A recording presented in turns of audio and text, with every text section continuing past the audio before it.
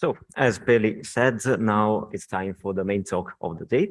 And it is my honor to introduce Professor Albert J.R. Heck, Dutch scientist at Utrecht University in the Netherlands. Professor Heck received his PhD from the university in Amsterdam, and then he moved at Stanford University as a postdoctoral fellow. And then he was a lecturer in Warwick University, still in the UK. Professor Heck and his group are regarded as pioneers in interactomics and protein-protein interactions, known for developing new techniques to investigate protein complexes and protein folders, with a particular interest in the immune response and proteins that are relevant for the immune response, especially proteins that are relevant for the antigen recognizing pathways. Professor Albert Heck, the stage is yours. Thank you very much for this introduction, and it's a great honor to be speaking here in front of you, a big crowd and all people that are eager to start a career in proteomics. For me, that was quite some time ago, so I wish I was in your place instead of here, because it's really an exciting times to be in proteomics. It's a real great field. So I'm going to talk today about two stories from our lab, and I hope they are of interest for you. You can also relax a bit because it's not really about Max Quant. Maybe and I'm very happy that Jürgen invites me sometimes to these lectures, because I hope then to tell him, oh, we need you to do this for Max Quant now. So today I will also present some things where I hope that Max Quant next year will maybe already be able to solve some of the problems we are trying to tackle now. But I also really want to start thanking Jürgen and his team for Max Quant. It's really been a great tool for many years already. Yeah, so in my group, we have been working on a lot of alternative things. So of course, when I discuss with Jürgen, he says about normal proteomics, and then he tells that we do abnormal proteomics. And that's partly because I also like to explore, for instance, other proteases, other fragmentation techniques. Very much in the beginning, Jürgen and his team really helped us when we did alternative isotope labeling with dimethyl labeling and even 15N labeling. And indeed, Max Quant can also do these things. But also with the HLA peptides, first, when we started to get bigger and bigger data sets, then Max Quant also came to help. Now, Max Quant is not very good yet at glycoproteomics, so write that down, Jürgen. And also top-down proteomics is also a field that is emerging, where I know that Jürgen and his team are interested in, but also their software is still lagging behind quite a bit. So as I showed on the previous slide, I have two stories for you. One about protein histidine phosphorylation. I will start with that. The story is also about how you think everything in your PhD fails, and you still can get a nice publication out of it. So maybe this is also a good story to tell. And then I want to talk about the immunoglobulome. Maybe a new term for you, but we get very much interested in what sort of antibodies you and I are making, circulating in our blood, and how we can also use proteomics to study those. So I will start with the histidine phosphorylation. And as mentioned this morning, when you do phosphoproteomics, I don't know how many of you do phosphoproteomics, in a human system, you typically search for serine, threonine, and tyrosine, and they are also likely the most abundant. But there are maybe some other amino acids that can also be phosphorylated. And one caught our attention already many years ago, and it's called histidine phosphorylation. And it's actually quite interesting because histidine is, of course, a relatively strange amino acid. And you can even have two different isomers of histidine phosphorylation, depending on which side in the ring the phosphate group is attached to. But maybe you have never heard about it, and maybe that's good. I'll show you at the end. But it's also known that you can have histidine phosphorylation, but relatively to serine and threonine, which is also already a label modification. On histidine, it's even more label. So it falls off quite easily, and especially under standard condition that you do your phosphoproteomics, the phosphate of the histidine falls off. And this has to do with the temperature you may be using, also with the pH that you are using. So you haven't heard a lot, I think, yet about phosphohistidine phosphorylation. But a couple of years ago, spearheaded by Simone Lemire here and Clément Potel, we set out to see, can we really measure histidine phosphorylation in samples? Now, the message was that histidine phosphorylation was maybe quite important in bacteria. So we started an approach that you see a bit outlined here. Instead of using very small columns, we used a huge column, an iron IMAC column. We can load milligrams of sample on that. That's not what people do nowadays much anymore. But then in the end, you see this huge peak in the gradient at the front, which is all the boring peptides. And then this small peak that you see at the end, that is supposedly the phosphopeptides. And by doing this with this column, we can really get clean LC-MS chromatograms, and we can get out of 10,000s of phosphorylation or phosphopeptides. Now, but then, of course, most of those are serine-threonine phosphopeptides. So what can you do to really go for histidine phosphorylated peptides? Now, there are several things that are quite interesting because the modification is quite different. You can use specific parts in the fragmentation spectra that are indicative for histidine phosphorylation. And Clément and Simone worked on that a very long time. So there is an ammonium ion of histidine that you may know, but there is also a phosphohistidine ammonium ion. So you can use that. And if you see that in your MS2 spectra, you're pretty sure that the precursor must have had a phosphopeptide in that. Now, you can also use multiple fragmentation steps, and especially with electron-induced fragmentation steps, like ETD and ETHCD, you actually keep the labile phosphate on the peptide, and you get better backbone sequence information. So all this was used also to trigger phosphopeptide identification, and Clément and Simone developed a method that worked pretty well.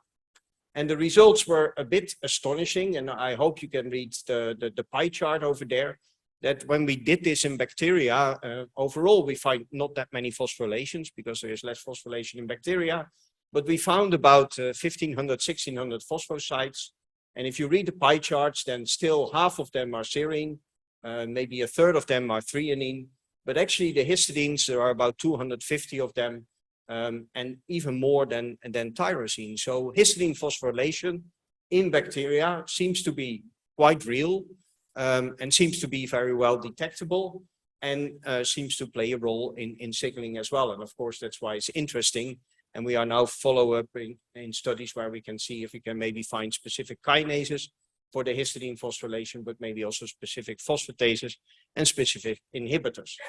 So this is a bit an old story, but of course, when we had this method ready, the big story was, okay, if there is histidine phosphorylation in bacteria, is there also histidine phosphorylation in mammalian cells? Now, there were some big stories out there, also from big names in the field, that said, yes, histidine phosphorylation in mammalian systems is quite prevalent, is quite important. And even there were groups that had developed specific, and you have tyrosine, phosphotyrosine specific antibodies. They actually generated phosphohistidine specific antibodies, and they developed those, and they pulled down with these antibodies supposedly phosphorylated proteins that they analyzed, and they found many, many substrates. And this was quite remarkable, and you see that this was remarkable because there were several Nature and Cell papers about this topic. So then I have to introduce Niels, poor student. About 4 or 5 years ago, he started his PhD, and we said to him, Simone and I, you have to study mammalian histidine phosphorylation. And we have a method already, which is based on this bacterial phosphorylation. So he copied this full method that we used for the bacterial phosphorylation. And the first results were very exciting. This is almost like every PhD project. He came in after a year, and he showed this data to us. And here you see the pie charts again. And in black are the serines, in gray are the threonines. Then in a color that you almost cannot see, light gray is tyrosines. And then in red, there is the histidine. So here, We followed the workflow. We had 4 different mammalian cell lines. Our numbers are remarkable high, you know, in total about 25,000 sites per cell line. And so he came and he said, I have thousands histidine phosphorylation sites. And we were very excited. But then luckily he and Simone started to look very critical at their data. And this is what you always should do. So one of the things that we realized quite quickly, if we used MaxQuant and if we used localization scoring, we saw something peculiar. If you do stringent localization scoring, you lose quite a bit of your sites. But you see here in B, you see how much sites are still remaining when you do a more stringent class 1 filtering of the localization. And then you see in the black-gray bars, you see serine, threonine, and tyrosine. And with serine, you lose about 20% of your sites. With threonine and tyrosine, you lose about 50% of your sites. But with the histidine, it was already remarkable. We lost 70% of the sites. So going from all the sites to class 1 sites, the histidine phosphorylation lost quite a few numbers. So this triggered us to say, are they really, really histidine phosphorylations? And then we started to do all kinds of experiments, and some of those I want to show you. We did an experiment which is known that if you acidify a sample, then you lose your phosphorylations. But luckily in serine and threonine and tyrosine, this is relatively slow. In histidine, this is relatively fast. So we did this experiment with bacterial phosphopeptides and with human phosphopeptides. And indeed, you see that on the left here, you see that in the bacterial phosphopeptides, we lost almost all our histidine phosphorylated peptides by doing this acidification. While when we did the acidification on the mammalian cells, we almost didn't lose any sites. So again, that triggered us to tell, are they really histidine phosphorylated sites? Now then in the middle, and this is something I really liked, we said, let's look at the localization probability of all the sites. And these curves are also output of MaxQuant or other search algorithms. And you see there the curves, again, of serine, threonine, and tyrosine in the colors of black to gray. And then you see in red, you see the localization probability score for histidine. So for all these histidine sites, the probability score is way worse than for serine, threonine, and tyrosine. Now then we did an ultimate experiment where we didn't have to do any experiments for. We said, maybe let's not look for histidine phosphorylation, let's look for proline phosphorylation. Now, of course, proline phosphorylation is not possible.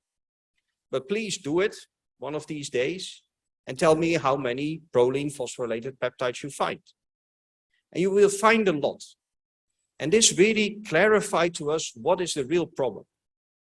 Now, the real problem turns out, if you look at serine phosphorylation in human cells, then the adjacent amino acid is 50% of the time a serine. So if you don't find the proper B or Y ion or whatever ion you want to see that tells you that it's on the cleavage between the serine and the proline, actually no search algorithm can tell you if the phosphate is on the proline or the serine.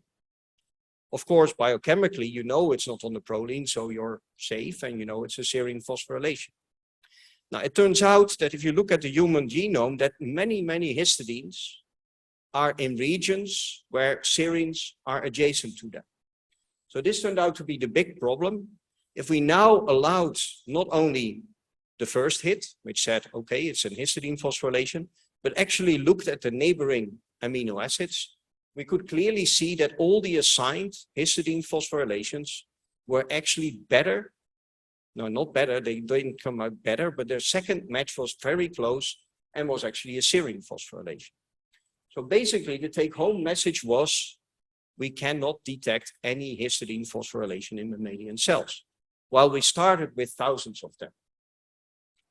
So this is sort of the summary of it. And what I like at the bottom, if you don't find any sites, then people also don't believe you. So luckily, we found 4 or 5 sites that you see here at the bottom, where there is histidine phosphorylation in mammalian cells. But this histidine phosphorylation is actually part of an enzymatic reaction. It's an intermediate in an enzyme reaction. And so it's not done by a kinase, it's just done by the system itself. So basically you see here on the left and the right, we started in human cells with way more supposedly histidine phosphorylations, but after doing the class 1 filtering, after doing the acidification, after looking for the ammonium ions that I told you about, we were left in this particular experiment with only 2 sites. While on the E. coli side, we started with maybe 150 in a single experiment. After the class 1 site acidification, we were left over with about 100. Acidification didn't do there any, also a bit less, but we also found quite a bit of ammonium ions. So with all this, we are pretty clear that there is almost no histidine phosphorylation in human cells. So I hope that no one of you is really received the task to start histidine phosphorylation studies in mammalian cells, or prove me wrong. That's also good. But I also want to tell this story because I think this site localization is still something that we not completely understand. So always stay critical about your phosphor data sets or any PTMs that you want to study. So now I move to the second part of my talk. And since a few years, we are starting to doing serum or plasma proteomics. And when you start to do that, and I don't know, I would be interested to hear how many people do this here. You always see this pie chart. And this pie chart tells you which proteins are there in your serum or blood. And it's actually quite disappointing because about half of the protein mass in your serum comes from albumin. And also about a quarter of the molecules in your blood come from IgG. So if you really want to go and do plasma proteomics and you want to go deep to find biomarkers, what people typically do is they first deplete these proteins and quite a few more. Now we turn actually this around. We said, yeah, but what is this IgG actually? And can we maybe start to look at that in detail? So that brings me to a couple of questions that you see here on the right that I want to talk about. So how many proteins are there in serum or plasma? There's sometimes a debate about that, and then people say, oh, I detected more than you. The next question is, how do you define a protein? What is really, if you want to answer the question, how many proteins are there in plasma, you also have to define what is a protein. Now, the question I want to address in this IgG, actually, these are different proteins. They're all called immunoglobulins. So how many of these immunoglobulins are there in our blood? And these other questions I will not come to. So this is the question I want to ask. And therefore I go a little bit first again to numbers. So these amounts are enormous. So we have about 30 grams of IgG molecules in our blood, which is about 10 to the 20 molecules. And they are also supposedly, you know, you're making new ones every 2 or 3 weeks of them. So your body does a lot of these things. And of course, these immunoglobulins, I think you know, they are antibodies. We make them to attack or to prevent us from attack from pathogens like viruses and bacteria. Now, here's the difficulty, and also, what maybe made that no one studied this. So how many immunoglobulins do we have in our body? Now, they are made by B cells. And how they are made is that there is and actually here you see a picture of the antibody on the top. The antibody is a big molecule. It's about 150 kilodalton, the complete antibody. And the parts that you see here at the bottom part, the tail at the bottom, is actually what we call the FC part, the constant part. And this is an amino acid sequence that all the antibodies almost share. So in all the antibodies that our body can make, this is the constant part, all have the same sequence. But there are also part in the antibody that actually recognize the antigen, and this is called the variable part. And this variable part you see here at the bottom. In this variable parts, there's both an end in the light chain and the heavy chain. You have these regions, and they're called the CDR regions because they recognize the antigens. And this is where all the action takes place. So even in the sequences at the bottom, everything you see in black, which you probably cannot read, is constant, has the same amino acid in whatever antibody you look at. And the things that you also don't see, but that are in light gray and white, is where all the action happens. This is where all the variation happens. Now, how many antibodies can we make? Now, it depends on how many B cells we have. Now, we have a lot of B cells. These are just estimates. So we think that we have about 10 to the 11 different B cells in our body. So this means that we can make 10 to the 11 different sequences. These sequences are made by what is called recoupling of all the genes that make up the antibody. And you see that a little bit depicted over here. So this repertoire of B cells we have means that we also have this huge repertoire of antibodies that we can make. But which of these then end up in your circulation to these high levels that you see in blood is something that we don't know. But of course, if you think there are 10 to the 13 different sequences, yeah, this is not a plasma proteomics project you want to start on, because how can you ever distinguish all these different sequences by mass spectrometry? Now, just to show it a little bit more, and this is really a problem that I hope Jürgen and his team, and maybe you as well, will solve. This is our problem. We are sequencing, and again, 90% of the time we are sequencing a peptide that they all have in common, and it doesn't give us any new information. When we are trying to sequence the regions that cover these CDR regions, yeah, then there's always a hit, but likely there are many more hits because they all look almost identical as well. So to distinguish all these antibodies by a bottom-up approach is almost impossible, especially because you're sort of, and that's one of my question yesterday, you're trying to sequence antibody protein sequences that are 95% identical. So these mutations, they are only happening in these CDR regions. This is also called the FAP region, the antibody recognizing part. And this is what we want to sequence. We don't want to sequence this FC part because that's the same for any of the proteins. So how do people do it now? Now, they try to get as many B cells out of your body as possible. And then you can use expensive and elaborate, but very nice tools to sequence all the B cells. And from the B cells, you get the B cell receptors. And if you have that information, you get a glimpse of how many antibodies, B cells you have and what their sequences are. Now, there are several problems with this. You have to get the B cells that make the antibodies. Now, that's quite difficult because they are mostly in your lymph nodes. And I think there's no volunteer who wants to give some of their lymph nodes B cells to study. So mostly people take cells from blood and sequence then the B cells that are circulating in the blood. Now, in the end, if you do an experiment like this and you do it very well, then from a person, you can have about 2 million different sequences. And I'm pretty sure that in a couple of years, this might be 10 million or maybe even 100 million of sequences.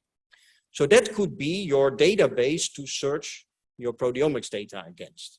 But again, that's quite big. It's bigger than a human genome database. So in our lab, we just said, let's try it. We're just going to do it. Don't look at these numbers. We're just going to do it. So the nice thing is there's a lot of IgG in your blood. So we do an affinity resin to capture all the IgG from our blood, and that you see schematically here. And then we use a protease that actually cleaves, and you know, you see the Y-shaped antibody there in the middle, that cleaves above the hinge region in the antibody. And then we lose the part that is constant because it remains to the bead, and we're not going to sequence that. I don't want my mass spectrometer to look at things that I know already. So we're only going to sequence the top part, which we call the FAP fragment. So it's formed after digestion with this protease.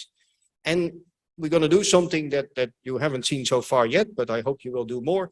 We're not going to digest this first. We're just going to bring this FAP molecule directly to the mass spectrometer and measure its mass. Now, we roughly know what the mass is of such a FAP molecule. It's about 45 to 50 kilodalton. And of course, if it has a different sequence, it has a slightly different mass. If there's a few mutations, the mass of each clone coming from each B cell will have a slightly different mass. Now, the idea was if we did do this, we would maybe get 10 to the 9 or 10 to the 13 different FAP molecules to the mass spectrometer. But being in proteomics, you might already guess that this was not the case. So when we brought and we capture all the IgGs from, let's say, 25 microliter of your blood, we bind them to the beads, then we cleave off the FAPs, and these FAPs we analyze by LCMS. And this is actually the LCMS trace. It almost looks like a BSA digest, but it is really a FAP LCMS trace. And now I have my most complicated animation. Here we go. So we walk through this and we measure the mass of each ion that comes out of the LC-MS, just like you do normal LC-MS. And it's a bit boring. The spectra you see, they are all charge state distributions of molecules of about 45 to 50 kilodalton. And we go through this trace and we see all these different clones with slightly different masses coming through. Now, what tells this directly? It tells that our Fab profile or our antibody profile in our blood is highly dominated by a few abundant clones.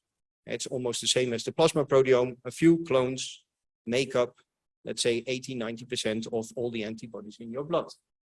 But we have now all their masses, and we can say now, and this is an estimate, if something has a specific mass and a specific retention time, we call it a clone. And each antibody clone comes from one B cell. So that's then one antibody identified. Now we can actually convert this to what we call a mass plot. And here we see all the Fab molecules in a specific donor, and we see their mass and we see their intensity. And this intensity we can measure because we spike in a recombinant antibody, and we can really say, okay, of this specific molecule of about 4,600–500 Dalton, you have about 40 microgram of milliliter in your blood at that moment. Now this profile looks very simple, and so the whole method is now in place. So now the next thing was, can we predict if Jürgen's antibody profile looks like mine or completely different? So that's what we did, and we had 2 donors, and of each of these donors we were able to get blood at 3 time points. Now here you see what we call now their antibody repertoires, and this is only IgG1 repertoires, I have to say. And you see that these pictures at the top show something remarkable. So if you have an antibody profile and you are relatively healthy, then your antibody profile is the same a month later and 2 months later. Now this is already quite interesting because the lifetime of every antibody is only 2–3 weeks. So you actually have made all your antibodies again, but you know, the profile looks stable. But then the person at the bottom also has a very stable antibody profile with a few clones being very dominant. And these dominant clones, they also don't change over time, but the profile is completely different from the person at the top and at the bottom. So we looked at that and we showed that in many different ways. So the pie chart shows how many clones we identified. So we detect in this particular runs, these were early runs, about 500 different clones, so different masses and retention times. And I think in the colored ones, you see here how much the top 25 or the top 30 makes up of the total LC-MS chromatogram. So the top 20 or top 30 make up about 70% of the total immunoglobulin. So we make then pictures there on the right. We do a correlation matrix. And you see that the correlation over time within a certain antibody repertoire of a person is about 95%, while the correlation between the antibody profile of Jürgen and myself is non-existent. It's really 0%. I think these numbers here should be 0. So this is already quite interesting. So we thought, wow, if we can do this, and again, this is only with 25 microliters of blood, what sort of things we see. So now we have done this for hundreds of people. Now maybe I exaggerate, let's say for dozens of people. And we see weird things. We see someone having an antibody profile at the top, dominated by high mass antibodies, but only dominated by a few of them, 4 or 5. But we see also people, like you see at the bottom, it's not noisy. This person just has a broader range of antibodies in the same intensity. And you see that, you know, on the left, for instance, it's quite surprising if you see the axis. The axis at the left one is up to 3,500 microgram per milliliter. So this person is really having some dominating antibodies, while the axis at the bottom is microgram per milliliter, and it's only 3 or 4 microgram per milliliter. So personal antibody profiles are unique for any one of us, but they can also be quite variable in abundance, in diversity, in complexity. And so that's what we are learning at the moment about these things. So then you can start to think, okay, if you can measure antibody profiles, that's interesting, but where do you want to go? What can you do with this? And so one thing we wanted to do is can we see, okay, maybe the antibody repertoire is stable if you're healthy. But what happens with your antibody profile if you're at the ICU? This is what we're doing here, but we have now also studies. What happens with your antibody profile when you get COVID, or what happens with your antibody profile when you get vaccinated? So these are the things that we are studying at the moment. So here's the initial study. We had samples from, 8 different donors. All these donors had surgery, and unfortunately, after the surgery, they got a bacterial infection. They were admitted to the ICU, which was bad for them, good for us, because then blood was taken at 4 consecutive time points of these patients, before surgery, after they were admitted to the ICU, and also when they were released from the ICU. So we had a sample set of about 32 samples, 8 donors, 4 time points. You cannot design an experiment, so the time points were quite different for some people. Some were released a few days after they were admitted to the ICU. Some of them were only released a few weeks after they were admitted to the ICU. But basically, we did the same trick. We got some blood from them. We did this IgG profiling, as we call it now, FAP profiling. And then our interesting thing that we wanted, are all the clones persistent, stable, like in the healthy person? Or are there clones disappearing? Or are there clones that come up after sepsis? And of course, the ones that come up after sepsis are potentially interesting, because sepsis is often induced by a bacterial infection. So hopefully the antibodies that you start to make will target the bacteria that you're wanting to be interested in. Now, I don't know if you can see it at the back, but here you see now 4 profiles of one donor or one patient. And then at the bottom, you see some zoom-ins of individual clones. And you see that there's quite a bit of dynamics. So indeed, we see antibodies, clones that come up. We see antibodies that disappear. And we see also antibodies that remain relatively stable. Now, of course, and like that's at number 8, that's an antibody that is quite abundant, but only at T4, so only when the patient is released. And so this is, of course, a clone that you're really interested in, because that might be a clone that is formed after an infection. Now, first of all, again, now we had a bigger data set. So we made this correlation plot again.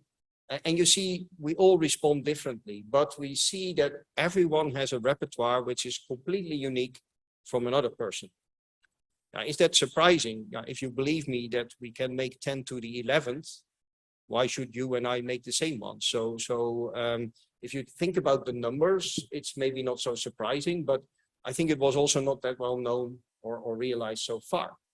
Now, you also see that everyone is unique, but here the boxes, the 4 time points in one box, you see there is more variation, because there are really patients that get new antibodies after the sepsis, while some patients like M67, there nothing seems to happen that much. The antibody profile remains sort of the same. But the message is still each donor is unique. Now, we had one donor that was already a bit strange in the beginning. This is a female donor. And already at the beginning, so at T1, her antibody profile was dominated by a few clones, really dominated by a few clones. So you see here the antibody LCMS profile at the top, the FAP profile, and you only see 4 peaks or so. You know, this is cleaner than a PSA digest. It almost looks like a pure protein. But then at T2 and T3 and T4, a huge new clone came up that you see here in red. And this is where we thought, okay, we say it's a clone, we say it's an antibody, but of course now you want to know if this is an antibody in response to the infection. You want to know what this antibody is, and then you first have to know its sequence. So then we said, can we sequence this clone, and can we really determine what this antibody is? And can we then maybe start to use it to see if it really responds to the bacteria that infected this patient? So what we do, we measure these FAPs, but you can also measure these FAPs after reduction, and then actually the light chain and the FD part of the FAP dissociate. And you see that at the bottom, it's the same LCMS trace after reduction. And then, of course, the FAPs fall apart in the light chain and an FD part, and you see the trace again. So now we have the FAP, we have the LC, we have the FD, but this antibody was so abundant in this patient that we thought, okay, maybe we can also do the bottom-up approach, maybe we can also analyze it by normal proteomics. So antibody sequencing with bottom-up is possible. It's possible if you have a really pure antibody, and most biopharma can make a real antibody, but it's still very difficult because you have the same problem with this sequence variation. And so what people do to get antibody sequencing, they don't rely only on trypsin, because then often you don't have a peptide in one of the CDR regions. So typically people come in with 4 or 5 proteases, and they generate all kind of peptides. And you see that here on the right, you sort of see with this heavy chain, that's the heavy chain, and then in black you see all the peptides. And you try to get as many peptide reads you can get to get the whole sequence of the antibody. And with trypsin, that trypsin is a very good protease, but you really need multiple proteases to do this. So in our lab, Jo Snijder and Douwe Schulte, they made this STITCH program, which is, I think, related to genome sequencing. So when you have all these peptides from a pepsin digest, from a lyse C digest, from a lyse N digest, from a trypsin and chymotrypsin digest, you actually have to stitch them together to get to a full sequence. And you have to see where they agree, where they disagree. And that's why I, for instance, like trypsin is almost too good, that it has no miscleavages. Like pepsin can make a lot of different peptides, and therefore it's more difficult to search. But it also makes peptides that actually overlay each other. So you get from the same sequence stretch, you get multiple peptides. But if you have all these data sets, you have to reassemble that again into a full sequence. And this we do with this peptide assembler, as we call it, STITCH. So Jürgen, I probably think you can do better, but this is the start.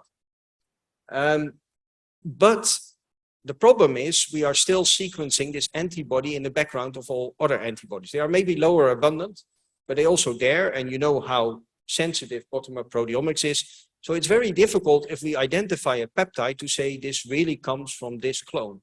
It can also come from a background clone. So that's why we combine it now with what we call bottom-up or middle-down proteomics.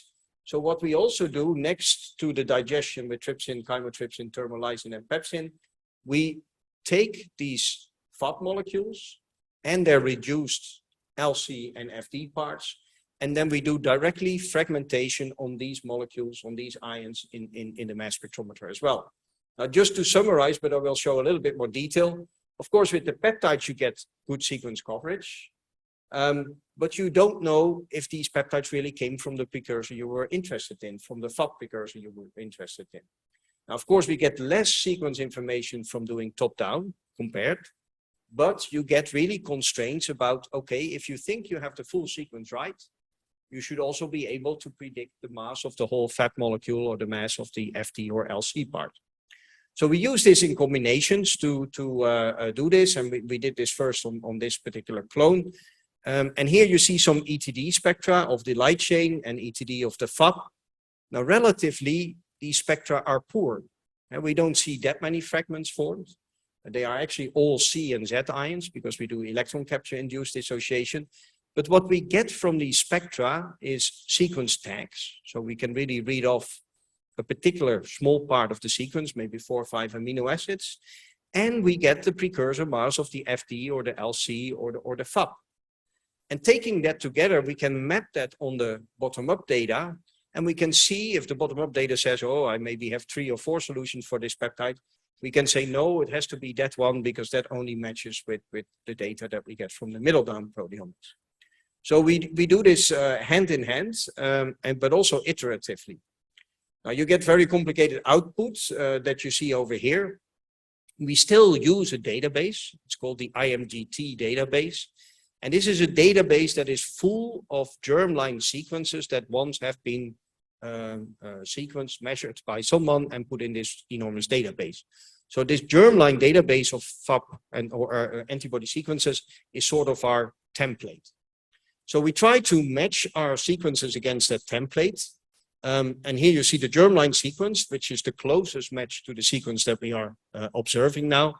And you see what we call the mature antibody, and that's the antibody as it is circulating in this patient.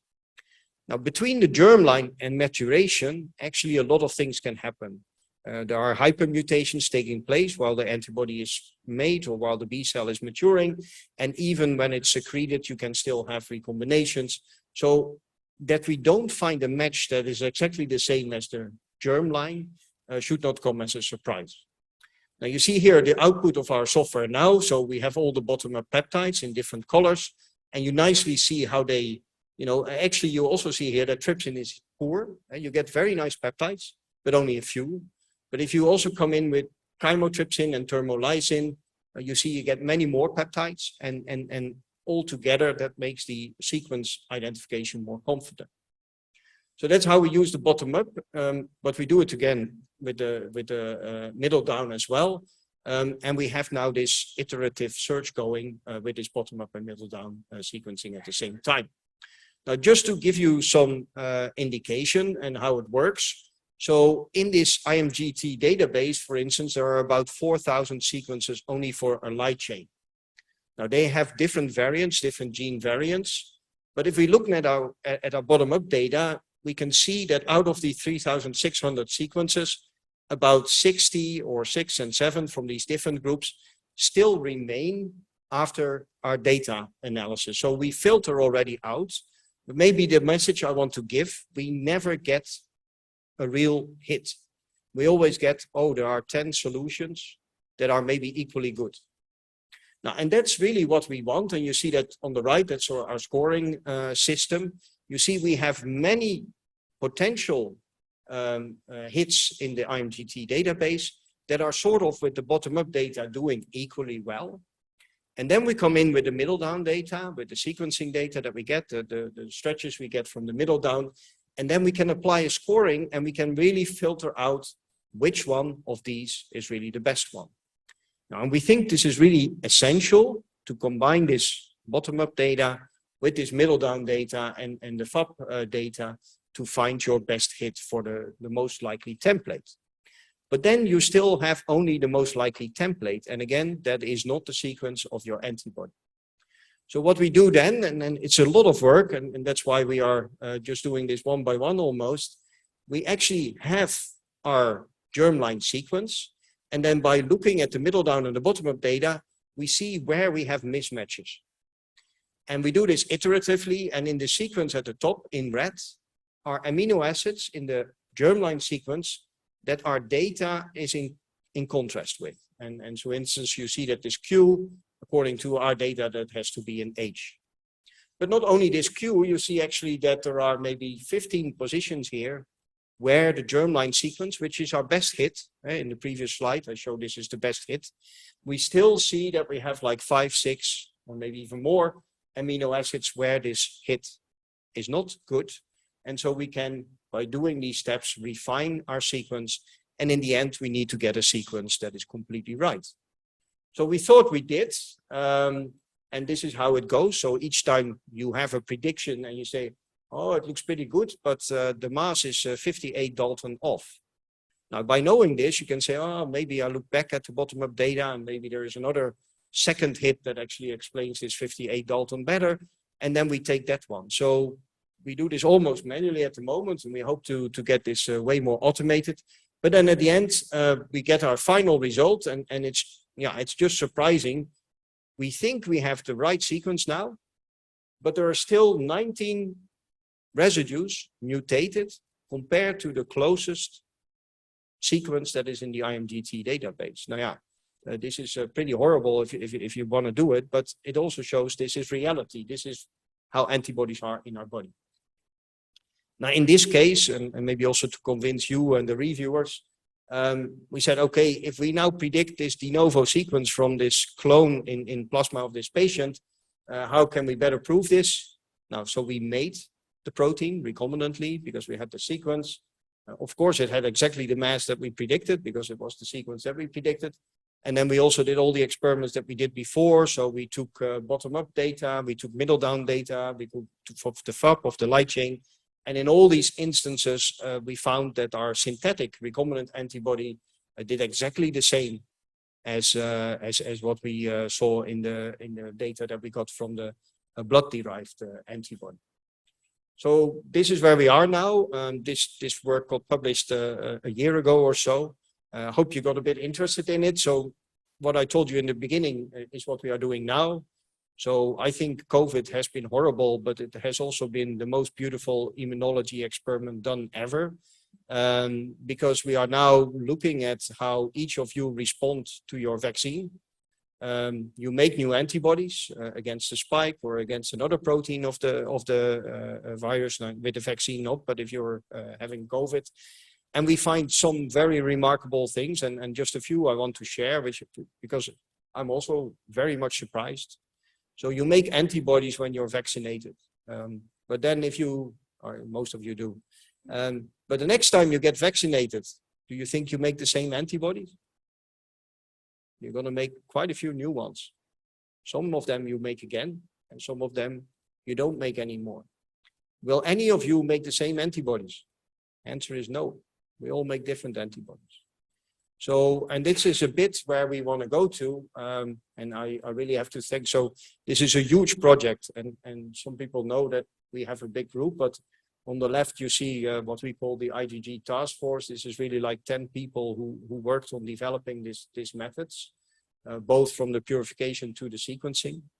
But what we hope now is that we can maybe get in the future antibodies out of a donor that is a good responder. Maybe not to COVID, there's enough good vaccinations there already, but a good responder to any virus or any bacteria, or maybe even in diseases. And by finding the antibodies out of a person's blood, we have already human antibodies, which is a big thing. And of course, potentially, they may then be used to also treat other people who not make the right antibodies against this disease. This is a dream. I don't know if it will be a reality ever, but this is one of the reasons why we do this sort of work. So with that, I like to end. This is the picture of the whole group after COVID, our first group picture. 3 of them, I think they're all on the front there. They are also in the room there. So there are 3 of our people here at the group. I hope you enjoyed what I had to present. And I hope in a few years I can present it again and show you that Max Quant can solve all these problems directly. Thank you very much for your attention. Albert, fantastic. Thank you very much. I have, well, question and comment at the same time. I think I'm not very surprised at all, actually, that you have these personalized IG profiles, right? Because this is actually the nature of the immune system in each of us, right? So you're responding constantly since birth to different attacks, right? And self-attacks, and then this is creating this repertoire. So, well, first, the question is related to my work. Do you, I mean, maybe you don't have enough data at the moment, but maybe in the future you could look at this, and I will be very interested in the results. Will you have different repertoires or different IgG clones, depending on the time of the day that you have the samples taken? I should have expected that question from you, of course. I'm not sure. You know, what I showed first, and well, we took these. The IgGs.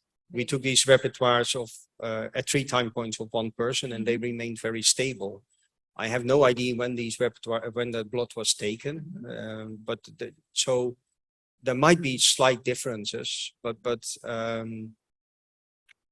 to be honest, I don't know the answer to the question, but I don't expect large variation. Maybe actually the question will be even better because people, and there are some papers, and that's the vaccination. So COVID vaccination really produce a different response depending when you got the vaccine. So there it could be interesting. You get the vaccination in the morning or the afternoon. Do you produce different IgGs or different repertoires, right? Yeah, and so I don't know the answer, but I think you can also respond when are your B cells becoming most proliferative or most active. And I can imagine that there is a day-night cycle. Maybe they are more active at night, or maybe they are most active in the morning. I have no idea, but I can imagine that there is a circadian factor involved in all of this as well. And I think this goes now to my comment or also question to these different. So you said, you know, when you get all vaccinated, you produce different antibodies, and then second vaccination gives even in each of us a different repertoire, right? Yep. So this also my comment, or well, your dream will be to find an antibody, right? A perfect antibody that you could treat, but will you not think that this will be, or that's the reason why we produce so different ones? That is not one antibody, but this is the combination of different antibodies that protects us, right? That's a very good question, and I simplify a bit, but our data, and we just got to hear today that it is accepted, but when you're vaccinated, you generate, or when you get COVID, you generate maybe a few dozen of antibodies directly targeting some of the proteins, and this is in COVID patients of the COVID proteins. And I think that needs to be, and what we did now, it's a very nice experiment. So we all work with very small groups, or so everything I say you should take with a pinch of salt. But we had 2 people that had, and I also know that I'm not allowed to call it this, but they had the Chinese COVID or the Brazilian COVID or the South African COVID. And all of them made antibodies, we could detect a dozen of them. And then we see that some of these antibodies actually from a Brazilian patient, they are, they can also neutralize the Chinese variant, or they can neutralize the Omicron variant. But some of the other ones in this dozen of antibodies cannot. So I think that's also part of our immune system. We don't make one, because if that one is vulnerable, you get into problems. So we always make an array of antibodies against any antigen. And they target different epitopes. So they are also responding differently when the virus starts to mutate. So and I think, and that this is what we think as well, maybe in the future, we will not use antibodies anymore, recombinant antibodies as treatment, but mixtures, so a polyclonal mixture. And in this sense, now maybe more proteomics or limitation of the technique. Do you think, because you show that you can find, well, in this particular patient, it was very clean, right? So you have one fab, and then you produce another one after the sepsis. Do you have a big dynamic range, meaning also, what is the where is the functional point of this particular antibody? So the peak is so big. Do you have also small antibodies that you cannot detect, maybe because the dynamic range, that are also very important? I will be amplified once you have. Yeah, so that's relatively easy to do, and we have studies on the way. So what you can also do is, if you have a specific antigen, you can also use that to filter out the antibodies that bind to the antigen and only analyze those with the same techniques that I say here. So we have now antigens against very different diseases that we use. And then we sometimes pull down clones that we even don't see in the profiles that I measured today. So if someone asks me, are there really only 750 clones? No, there are maybe thousands. It's just like in the normal proteomics. There are way lower abundance antibodies also circulating in your blood, and you can filter them out if you have the specific antigen that they bind to, and so that's one way we go. But I also like this sort of unbiased approach to look at the full. So could be also one reason why different people have, or you find different profiles, but this is maybe not that the individual variability is different, but the abundance of each antibody. Yes, that's true. But still, I don't know. We all make very abundant antibodies, and no one knows what they are targeting. Yeah, sure. Which I also still find remarkable. Thanks. I have 2 small questions. First is regarding phosphorylation of histidine that you found in bacteria. Do you think it has a role, or are there information available? Yeah, so in bacteria, there are even kinases known that are specifically doing the histidine phosphorylation. And we also have some studies, or Simone has some studies, where we did knockouts of these kinases. And I think I have to remember now correctly, like in Bacillus subtilis, I think you only have 3 kinases and 2 phosphatases that supposedly do all the histidine phosphorylation. So it plays a role in signaling. And by making knockouts of these kinases or phosphatases, you potentially can find the substrates of these kinases and phosphatases. So in that sense, histidine phosphorylation in bacteria is sort of similar as what serine and threonine phosphorylation is doing in mammalian cells. And my second question is just in continuation with what the former person just talked about. You spoke about the two normals individual, healthy individuals. One had a higher abundance of a particular set of clones compared to another. So does the first person where there was high abundance represent antibodies that may show that this person has some underlying condition that's not diagnosed? That's a very good question, and the answer is yes and no. The answer, it could be, but we are still learning a lot here, and it's funny that not that much is known. And what we actually see, but again, maybe we have hundreds of these profiles now, so we actually see that if you're young, we see more a broad profile with equal abundant, plenty of clones. We happen to have also a cohort of people that had COVID and were at the hospital. They are all above 75. And their clonal profile is really dominated by just a few clones. And yeah, I don't know if that's age or COVID, or I don't think it's COVID, but so we still have to learn what it all means. There's also people that have this monogammopathy, which is that you have a B cell that is almost like a cancer cell, overproductive, produces one antibody to an enormous amount. That is sometimes linked to melanoma. But, you know, I was also surprised, for me, this is also new. It's also related to MGUS, which means a ridiculously producing B cell of undefined significance. That is the US. So they actually know that some people have this, but they are completely healthy, or sort of. So sometimes it's related to melanoma if you have a clonal profile that is dominated by one or two clones, and sometimes it doesn't mean anything. So I wish I could, maybe in a few years I can answer that better, but at the moment I can't.